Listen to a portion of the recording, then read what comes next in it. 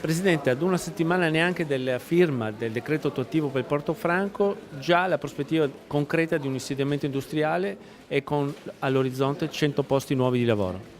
Sì, ci stavamo lavorando già da diversi mesi. È davvero una soluzione, mi verrebbe da dire splendida, perché risolve due problemi. Intanto mette in sicurezza una volta per tutte l'attività di Varsila, che sappiamo essere soggetta ad un piano industriale, ma che ha portato a casa, anche grazie alla preziosa collaborazione con la Regione, dei risultati importanti.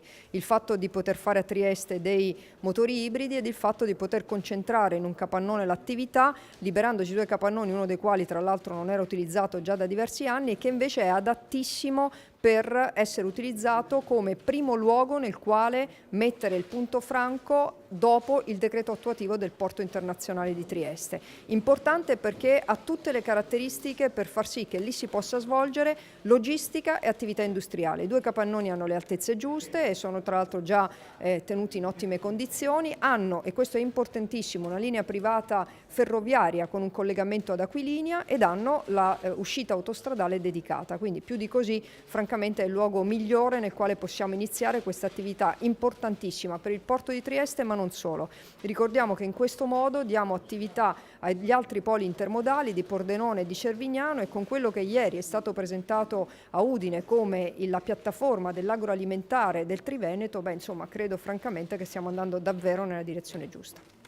Professor Boruso, per l'Interporto di Farnetti questa è una grande operazione che dà una visione di sviluppo, ma che tecnicamente ha potuto realizzarsi grazie alla firma del decreto attuativo del Porto Franco. È sicuramente una grande occasione per Farnetti, in sostanza si acquisisce un polo che raddoppia l'attuale dimensione del primo insediamento. È un'operazione che ci consente anche di collegare la logistica e l'industria, che è una delle ambizioni che abbiamo coltivato negli ultimi tempi.